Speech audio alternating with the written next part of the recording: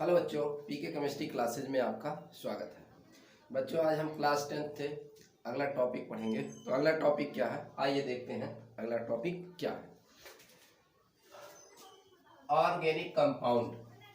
Organic compound के बारे में पढ़ेंगे। पूरा का पूरा चैप्टर है ऑर्गेनिक का ही है आपका, यानी कि कार्बनिक रसायन, यानी कार्बन के यौगिक। कार्बन के यौगिक के बारे में पूरा ये चैप्टर आपका है। तो कार्बनिक यौगिक की डिफिनीशन क्या हो जाएगी? The compound of carbon are known as organic compound. The compound of carbon यानी कार्बन के यौगिक आर नोन एज कहे जाते हैं ऑर्गेनिक कंपाउंड, कार्बनिक यौगिक कहे जाते हैं। लिखा गया है कार्बन के यौगिकों को कार्बनिक यौगिक कहते हैं। कार्बन के यौगिकों को कार्बनिक यौगिक कहते हैं या कार्बन के यौगिक कहते हैं। अब देखिए इसमें पॉइंट विशेष कुछ है। Organic compound are covalent compound. ठीक है, ऑर्गेनिक जो कंपाउंड होते हैं यानी कि जो कार्बनिक यौगिक होते हैं उसमें क्या होते हैं, कोवैलेंट कंपाउंड होते हैं, यानी कि वो सहसंयोजक यौगिक होते हैं। वो क्या होते हैं, सहसंयोजक यौगिक होते हैं। हैविंग लो मेल्टिंग पॉइंट, और उनका क्या होता है, मेल्टिंग जो पॉइंट होता है, गलनांक जो होता है वो बहुत कम होता है। हैविंग लो मेल्टिंग पॉइंट, उसका गलनांक क्या होता है, कम होता है, यानी कि एंड बॉइलिंग पॉइंट और उसका क्वथनांक। तो कार्बनिक यौगिक जो होते हैं वो सहसंयोजक यौगिक होते हैं और उनके गलनांक और क्वथनांक क्या होते हैं, निम्न होते हैं, लो होते हैं। So that force of attraction between their molecules are not very strong, क्योंकि इनके अणुओं के बीच में जो आकर्षण बल होता है वो क्या होता है, आकर्षण बल क्या होता है, नॉट वेरी स्ट्रांग, बहुत मजबूत नहीं होता है। क्योंकि जो सहसंयोजक यौगिक होते हैं इनके अणुओं के बीच जो आकर्षण बल होता है वो क्या होता है, स्ट्रांग नहीं होता, मजबूत नहीं होता, यानी कि कह सकते हैं कमजोर होता है। इनके बीच में जो सहसंयोजक अणुओं के बीच में जो सहसंयोजक अणु है या यौगिक है, इनके बीच के अणुओं के बीच में जो आकर्षण बल होता है वो क्या होता है, बहुत कमजोर होता है, या कह सकते हैं मजबूत नहीं होता है। ठीक है, ओके। अगला देखिए, most of the organic compounds are non conductor of electricity. बहुत से ऐसे ऑर्गेनिक कंपाउंड है, कार्बनिक यौगिक है, जो विद्युत के क्या है, कुचालक है। बहुत से ऐसे ऑर्गेनिक कंपाउंड्स हैं जो विद्युत के क्या है, कुचालक होते हैं। तो विद्युत के क्या है, कुचालक है। नेक्स्ट पॉइंट देखते हैं, ऑर्गेनिक कंपाउंड्स आकर इन, ऑर्गेनिक कंपाउंड यानी कार्बनिक यौगिक कहाँ पाए जाते हैं, आकर इन ऑल लिविंग थिंग्स, सभी जो है सजीव में पाए जाते हैं। लाइक जैसे क्या है, प्लांट्स हैं और एनिमल्स, पौधों और जंतुओं में कार्बनिक यौगिक जो है ये पाए जाते हैं। पौधों और जंतुओं में कार्बनिक यौगिक पाए जाते हैं। इसी तरह इसमें बर्जीलियस का वाइटल फोर्स थ्योरी था। बर्जीलियस का क्या था, आप चाहे तो अब इतना तो आपको समझ में आ गया होगा, ऊपर वाला इसको आप नोट्स बना लेंगे। और देखिए थोड़ा सा वाइटल फोर्स थ्योरी आप देख लीजिए। यहाँ पर बताया गया कि मतलब जो कार्बनिक यौगिक होते हैं बच्चों, जो कार्बनिक यौगिक होते हैं ये केवल सजीवों से प्राप्त होते हैं। ऐसा किसका सिद्धांत था, वाइटल फोर्स थ्योरी। क्या था, वाइटल फोर्स थ्योरी।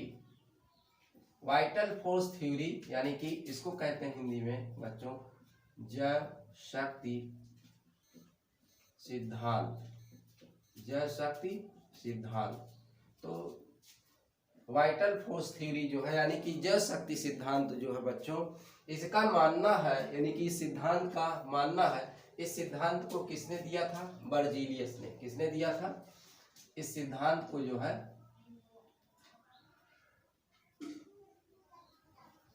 बर्जीलियस।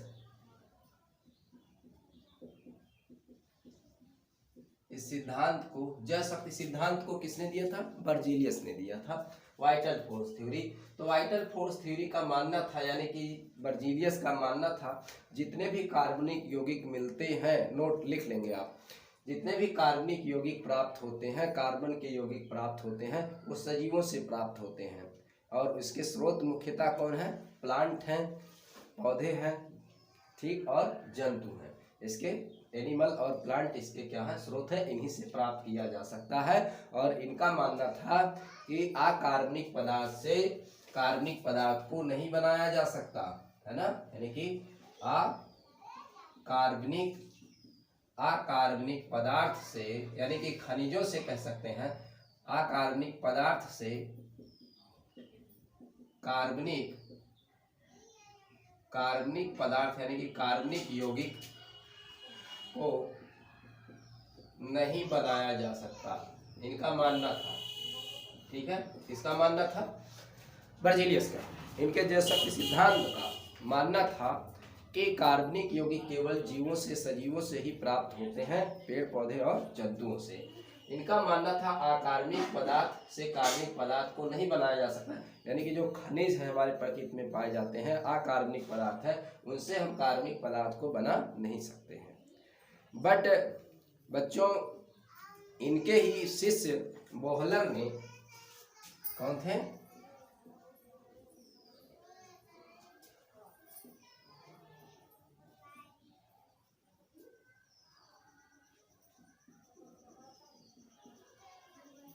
इनके ही शिष्य जो है बोहलर ने अकार्बनिक पदार्थ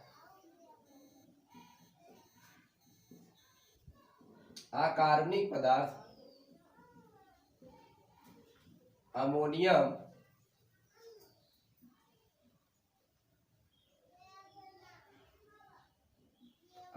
साइनेट, ये क्या है?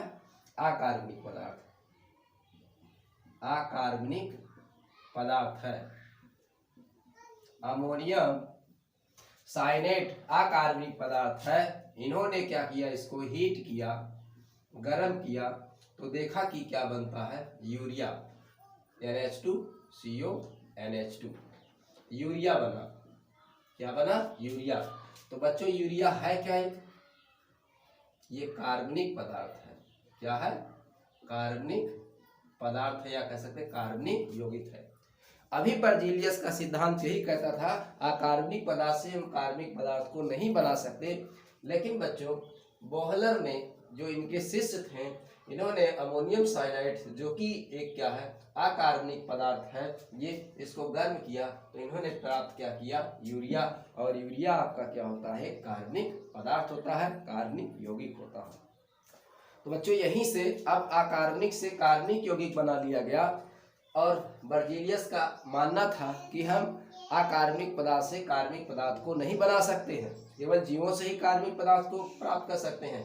तो यहीं से बच्चों क्या होगा कि बर्जीलियस का जो सिद्धांत है, ये यहीं से जो है इनका सिद्धांत क्या हो गया? गलत हो गया। उनके सिद्धांत को धक्का लगा, आघात लगा, और उनका 100 वर्षों से, शताब्दी से उनका सिद्धांत चला आ रहा था, उनके सिद्धांत क्या हो गए? गलत हो गए। और बोहलर ने साबित किया कि अकार्बनिक पदार्थ से हम कार्बनिक पदार्थ को बना सकते हैं। तो बच्चों, ये भी बहुत रोचक तथ्य है ये कहानी। अब इस पर क्वेश्चन पूछा जाता है, प्रयोगशाला में बनाया गया, लेबोरेटरी में बनाया गया, प्रयोगशाला में इसको बनाया गया। तो पूछा जाता है, प्रयोगशाला में पहला कार्बनिक यौगिक कौन बनाया गया था? प्रयोगशाला में पहला कार्बनिक यौगिक कौन बनाया गया था? तो बच्चों, क्या कहेंगे आप? यूरिया कहेंगे। यूरिया का फार्मूला आप याद करें, NH2CO NH2, ये यूरिया जो है बनाया गया है। और यूरिया में आप जानते हैं, ये फर्टिलाइजर्स के रूप में खेतों में यूज किया जाता है, और इसमें 46.4% जो है यूरिया होता है। ठीक है, 46.4% यूरिया पाया जाता है। ठीक है, ठीक है। तो ये आपका एक बता दिया गया यहाँ पर वाइटल फोर्स थ्योरी। आपको समझ में आया? इसका बढ़िया से आप नोट्स बना लेंगे। अब देखिए बच्चों, अब ये बताया गया कि कार्बनिक यौगिक जो है लगभग जो है 5 मिलियन है। कितने हैं? 5 मिलियन। बहुत ज़्यादा कार्बनिक यौगिक है। और बताया गया कि क्यों ये कार्बनिक यौगिक सबसे ज़्यादा है, और अभी भी बनाए जा रहे हैं। डेली प्रतिदिन कुछ ना कुछ कार्बनिक यौगिक क्या है? का निर्माण हो रहा है। तो इसका बहुत ज़्यादा कार्बनिक यौगिकों का होना क्या कारण है? यानी कि कार्बन के यौगिकों का बहुत ज्यादा होना क्या कारण है, तो आइए देखते हैं हम। देखिए, the large number of organic compound, कार्बनिक यौगिकों की संख्या अधिक है। देखिए, the number of organic compound already known at present is more than 5 million. तो 5 मिलियन है, बहुत ज्यादा है। अकेला कार्बन अपने दम पर क्या बना रहा है, बहुत ज्यादा जो है कंपाउंड बना रहा है। बाकी अगर 118 तत्वों में से 117 तत्वों को अलग कर दिया जाए तो 5 लाख भी नहीं कंपाउंड्स बना पाते हैं। उनके लाखों के केवल कंपाउंड है, और इसके क्या है, 20 लाख कंपाउंड से ऊपर ज्ञात हो चुके हैं। 5 मिलियन कंपाउंड्स जो है ज्ञात हो चुके हैं। तो आज उसी का हम यहाँ रीजन समझते हैं। क्या रीजन है कि कार्बन इतना ज्यादा जो है ऑर्गेनिक कंपाउंड्स बना रहा है, क्या कारण है इसका। देखिए, reason for the large number of organic compounds, यानी कि कह सकते हैं कार्बन कंपाउंड। तो क्या कारण है कि कार्बन के यौगिक जो है अधिक संख्या में है। तो पहला बच्चों कारण है कैटिनेशन प्रॉपर्टी, जिसको हम हिंदी में कहने बच्चों श्रृंखलन गुण। तो बच्चों इसमें क्या होता है, ये बहुत ही इंपॉर्टेंट है, बहुत ही इंपॉर्टेंट तथ्य है श्रृंखलन गुण। कार्बन जो होता है बच्चों, ये आपस में कार्बन परमाणु आपस में जुड़कर बहुत लंबी लंबी श्रृंखलाएं बनाती हैं, बहुत लंबी लंबी श्रृंखलाएं बनाती हैं आपस में ये जुड़कर। यहाँ तक कि सीधी श्रृंखला बनाती है, ये सीधी श्रृंखला बनाती है, ब्रांच शाखाएं भी बनाती हैं, यहाँ तक कि पूरा बंद होकर क्लोज पैकिंग करके जो है ये जो है रिंग का भी निर्माण कर लेती हैं। ऐसा अद्भुत क्षमता, यूनिक कैपेसिटी, अद्वितीय क्षमता केवल ऐसा कार्बन में ही देखने को मिलता है, कैटिनेशन प्रॉपर्टी। ठीक है, तो कैटिनेशन प्रॉपर्टी यानी कि श्रृंखलन गुण कार्बन में एक अद्वितीय क्षमता है, ऐसा किसी भी तत्व में देखने को नहीं मिला है। हाँ मिला है, लेकिन इतना ज्यादा नहीं है उसमें। देखिए, the property of carbon element due to, ठीक है, कार्बन एलिमेंट में ड्यू टू क्या कारण है, which it atoms can join, atom आपस में क्या करते हैं, जुड़ते हैं, विद वन अनदर, एक दूसरे से, टू फॉर्म लॉन्ग चेन, और एक लंबी श्रृंखला का निर्माण करते हैं। इस कॉल्ड कैटिनेशन, इसी को कहा जाता है कैटिनेशन कहते हैं, श्रृंखलन कहते हैं। So it is the properties, इसलिए इस गुण को हम क्या कहते हैं, कैटिनेशन ऑफ कार्बन, कार्बन के श्रृंखलन कहते हैं, श्रृंखलन गुण कहते हैं इसको हम। देखिए, सात संयोजक बंध जानते हैं, अभी मैंने ऊपर बताया कार्बनिक यौगिकों में क्या होते हैं, सात संयोजक बंध होता है, इसलिए इनको सात संयोजक यौगिक भी हम कहते हैं। कार्बनिक यौगिक सात संयोजक बंध के द्वारा सात संयोजक बंध के द्वारा समान परमाणुओं के आपस में जुड़कर लंबी श्रृंखला या रिंग बनाने की क्षमता को श्रृंखलन कहते हैं। बनाने की क्षमता को क्या कहते हैं, श्रृंखलन कहते हैं। तो ये श्रृंखलन गुण इसमें पाया जाता है। अब देखिए हम कैसे बनाते हैं इसका स्ट्रक्चर। कार्बन में ही हम केवल पढ़ रहे हैं कार्बनिक यौगिक के बारे में। कार्बनिक यौगिक मतलब कार्बन के यौगिक के बारे में हम पढ़ रहे हैं। देखिए कैसे बनाता है, ये जो कार्बन होता है ऐसे आपस में, ये कार्बन आपस में इस तरीके से जुड़कर बहुत से कार्बन आपस में ये जुड़ सकते हैं। और देखिए कार्बन की 4 वैलेंसी हमने बताई थी, ये चारों वैलेंसी है इसके, है ना, 4 वैलेंसी कार्बन की है, 1 2 3 1 4, 1 2 3 4, 1 2 3 4, 1 2 3 4, ये चीज आपको मालूम हो जाए। देखिए ये हो गया कार्बन की, क्या हो गई, ये कार्बन की चेन हो गई, और भी स्ट्रेट लाइन इसकी हो गई। तो straight chain of carbon atom, ये क्या है, स्ट्रेट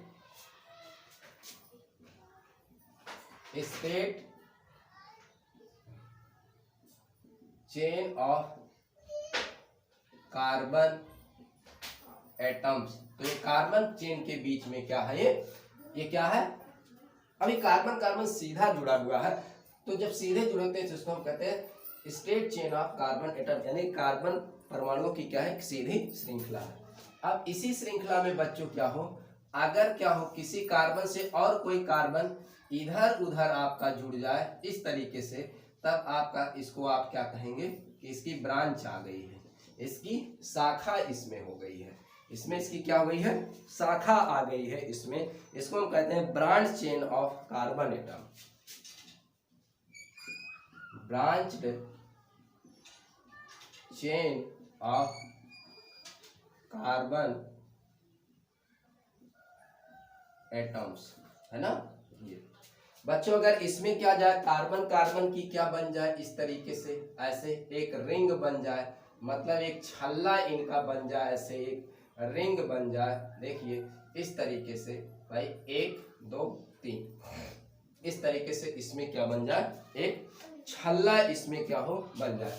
कार्बन की वैलेंसी 4 होती है, एक इधर से आप कर दीजिए 4 हो गए, देखिए 1 2 3 4, इस तरीके से अगर ये रिंग भी क्या कर सकता है, बना सकता है, ठीक है।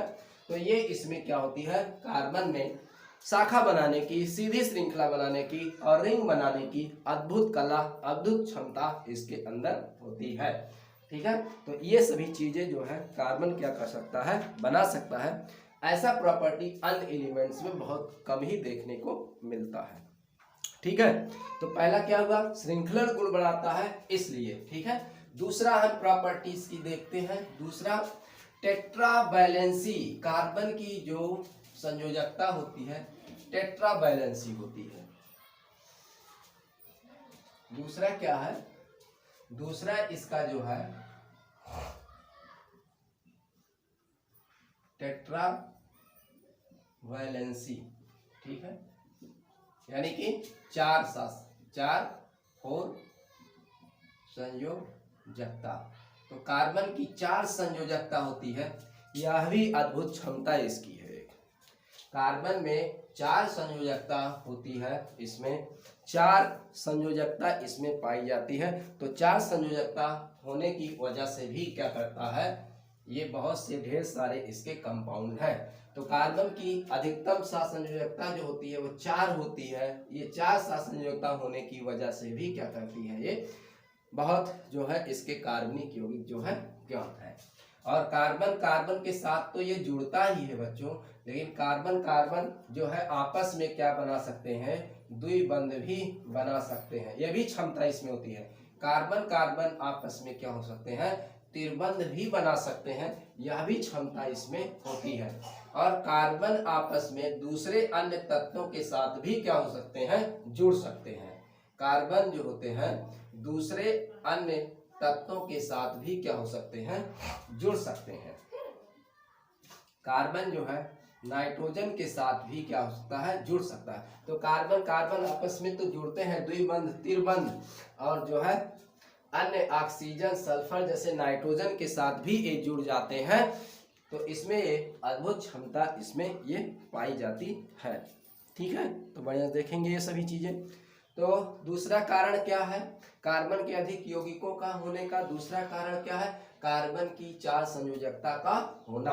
कार्बन की 4 संयोजकता का 4 संयोजकता का होना भी जो है कार्बन का क्या है, एक विशेष गुण है। इसकी वजह से कार्बन के बहुत से यौगिक जो है ज्ञात है। और कार्बन कार्बन के बीच द्विबंध त्रिबंध और अन्य परमाणुओं के साथ दूसरे अन्य परमाणुओं के साथ भी कार्बन द्विबंध त्रिबंध यानी कि और सिंगल बॉन्ड भी बना सकता है, ठीक है, कुछ भी कर सकता है। द्विबंध त्रिबंध अन्य परमाणुओं के साथ भी ये बना सकता है, कल द्विबंध और त्रिबंध बना सकता है। तो ये अद्भुत जो है इसमें क्षमता होती है, ठीक है।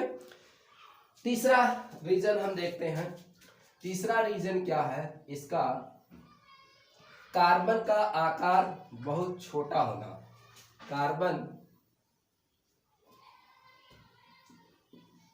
कार्बन का आकार छोटा होना, ठीक। तो अगला रीजन इसका है, इसके ज्यादा अधिक यौगिक क्यों है, कार्बन का आकार बहुत छोटा होने की वजह से भी क्या होता है, ये अधिक संख्या में जो है यौगिक बना सकता है। जब छोटा होगा आराम से किसी अन्य तत्व के साथ क्या होता है, ये जुड़ जाता है। चौथा देखते हैं, कार्बन की उच्च बंधन ऊर्जा का होना। तो कार्बन की बंधन ऊर्जा क्या होती है, बहुत अधिक होती है, बहुत अधिक होती है। कितनी होती है, लगभग 348 किलो जूल पर मोल होती है, पर मोल होती है, बहुत ज्यादा है। तो इसकी बंधन ऊर्जा बहुत ज्यादा होने की वजह से भी ऐसा माना जाता है कि ये जो है अधिक संख्या में इसके कंपाउंड है। और आप रीजन लिखना चाहे, आपके एनसीईआरटी में यही दो मिलेंगे, पहले श्रृंखलन गुण, टेट्रा बैलेंसी, ठीक है, ये रीजन हुआ। और ये 3 रीजन हम आपको बता रहे हैं। उच्च कार्बन की उच्च विद्युत ऋणात्मकता। तो कार्बन की जो विद्युत ऋणात्मकता होती है 2.5 होती है। तो यह भी है कारण, कार्बन का आकार छोटा होता है, छोटा होने की वजह से बहुत आसानी से अन्य परमाणुओं के साथ ही जुड़ जाता है। कार्बन का बंधन ऊर्जा क्या होता है, अधिक होता है, बाइंडिंग एनर्जी क्या होता है, अधिक होता है। कार्बन की उच्च विद्युत ऋणात्मकता होती है। तो ये भी सब रीजन है कि इसीलिए जो है इसके अधिक संख्या में कार्बनिक यौगिक ज्ञात हैं। ठीक है, ओके।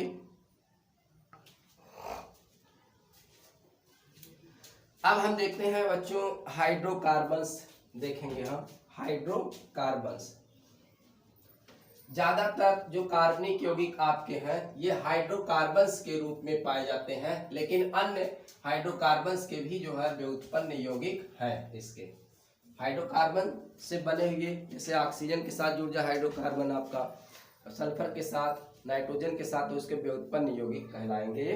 तो ये हाइड्रोकार्बन क्या होता है, हाइड्रोकार्बन।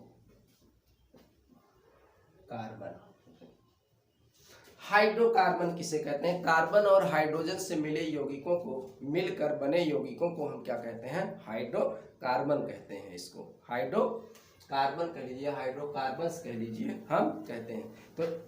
तो a compound made of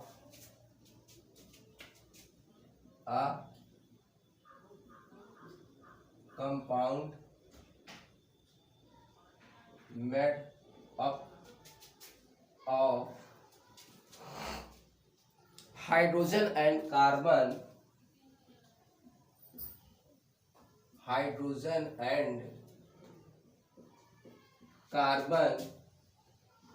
only, ठीक है, ओनली मतलब केवल, is called hydrocarbon.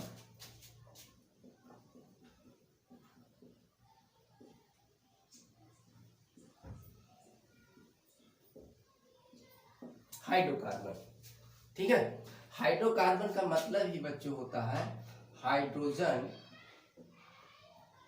Hydrogen plus carbon. Hydrogen और कार्बन से बने हुए यौगिकों को हम क्या कहते हैं, हाइड्रोकार्बन कहते हैं। जैसे आपका एग्जाम्पल अगर ले हम, जैसे आपका CH4 क्या है, मीथेन है। हाइड्रोजन और कार्बन ही तो दिख रहे हैं। ये C2H6 आपका है, क्या है, इथेन है ना। तो इनके बारे में देखेंगे हम बाद में। तो ये आपके क्या है, एग्जाम्पल। और बच्चों हाइड्रोकार्बन का जो मुख्य स्रोत है वो पेट्रोलियम है ना। तो main sources of hydrocarbon, the main source of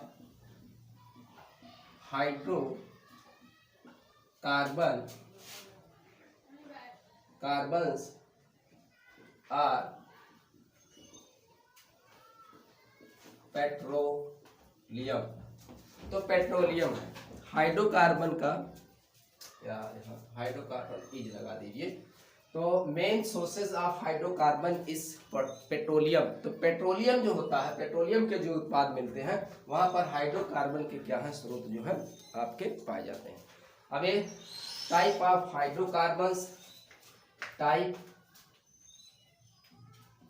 types of hydrocarbons. तो हाइड्रोकार्बन्स क्या है, दो प्रकार के हैं। Hydrocarbons are two types, hydrocarbons are two types. Hydrocarbon कितने हैं, दो प्रकार के। पहला है आपका सैचुरेटेड हाइड्रोकार्बन, जिसके हम कहते हैं संतृप्त हाइड्रोकार्बन, संतृप्त हाइड्रोकार्बन। ठीक, वीडियो चल रहा है। ठीक, संतृप्त हाइड्रोकार्बन जिसको हम कहते हैं। अब संतृप्त हाइड्रोकार्बन आपका क्या है, मतलब संतृप्त हाइड्रोकार्बन ऐसे हाइड्रोकार्बन होते हैं जिनमें कार्बन कार्बन के बीच में क्या होता है, केवल सिंगल बॉन्ड होता है, एकल बंध होता है। यानी कि कार्बन की चारों संयोजकताएं केवल एकल बंधों के द्वारा क्या होती हैं, जुड़ी होती हैं, सेटिस्फाइड होती हैं। उसको हम कहते हैं संतृप्त हाइड्रोकार्बन कहते हैं। तो संतृप्त हाइड्रोकार्बन आपका क्या हुआ, ये इसकी अगर डिफिनीशन हम देखें तो वे हाइड्रोकार्बन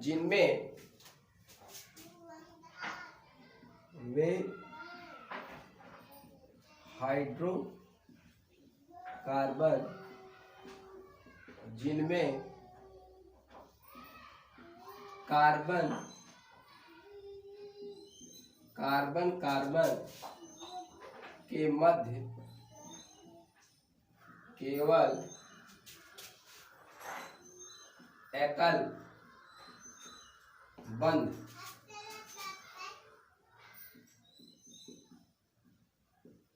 उपस्थित होता है, क्या कहलाता है, संतृप्त हाइड्रोकार्बन कहलाता है। यानी कि बच्चों कह लें, कार्बन की जो संयोजकता होती है चारों केवल क्या हो, सिंगल बॉन्ड के द्वारा जुड़ी हो, है ना, सिंगल बॉन्ड के द्वारा जुड़ी हो, वो क्या कहलाता है, संतृप्त हाइड्रोकार्बन कहलाता है। यानी कि हम कह सकते हैं a hydrocarbon in which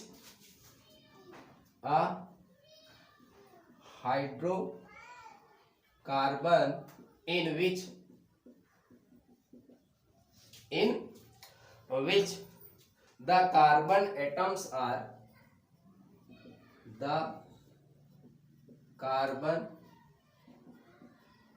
atoms जो कार्बन परमाणु है, carbon atoms are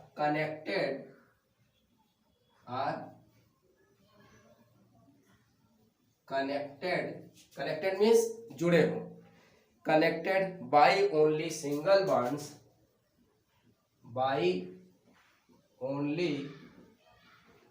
single bond is called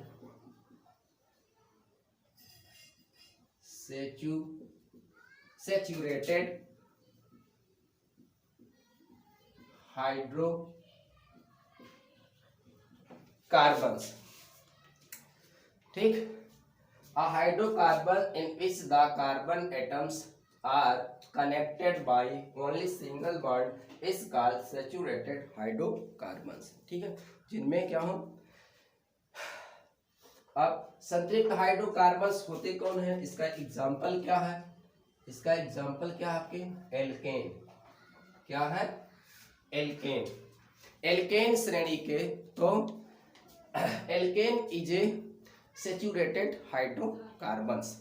alkene आपका एक सीरीज है, एक श्रेणी है, इसके अंदर बहुत से सिंगल बॉन्ड वाले हाइड्रोकार्बन आते हैं और एक संख्या में बहुत है, जितना आप बना सकते हैं बहुत ज्यादा है। तो एल्केन जो है इसका क्या हुआ, आपका एग्जाम्पल हुआ, सैचुरेटेड हाइड्रोकार्बन का एग्जाम्पल आपका क्या हुआ, एल्केन हुआ।